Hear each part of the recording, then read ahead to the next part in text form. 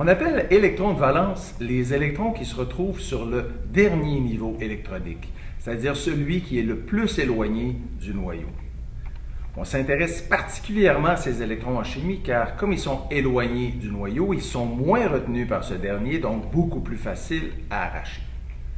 Et de même, quand un atome gagne un ou plusieurs électrons, c'est sur le niveau de valence qu'ils iront se placer.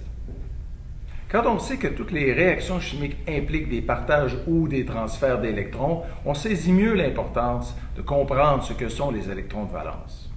Pour les éléments représentatifs, c'est-à-dire ceux qui font partie des familles des éléments suivants, l'hydrogène, le beryllium, le bore, carbone, azote, oxygène, fluor et les gaz rares, famille de l'hélium, le nombre d'électrons de valence correspond au numéro de leur colonne, donc de 1 à 8.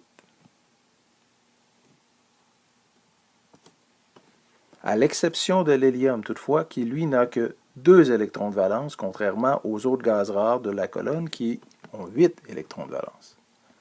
On peut aussi utiliser les représentations en case quantique pour démontrer les électrons de valence. Les éléments de la première colonne se terminent par S1, ont donc un seul électron de valence. Ceux de la deuxième colonne se terminent par S2, 2 électrons de valence. Troisième colonne, S2P1, 3 électrons de valence au total. Quatrième colonne, S2P2, 4 électrons de valence.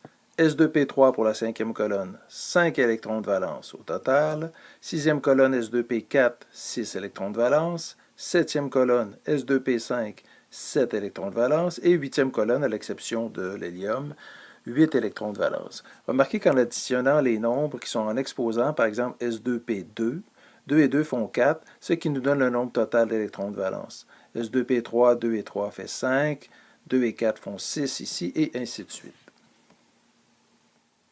Pour les éléments de transition, soit ceux qui font partie des familles du scandium jusqu'au zinc, le nombre d'électrons de valence correspond aux électrons qui sont sur le niveau N le plus grand, c'est-à-dire 2 électrons de valence, à l'exception des familles qui font exception à l'ordre de remplissage, c'est-à-dire la famille du chrome, qui se termine en S1, donc qui a un seul électron de valence, et les éléments de la famille du cuivre, qui se terminent également en S1, qui n'ont qu'un seul électron de valence.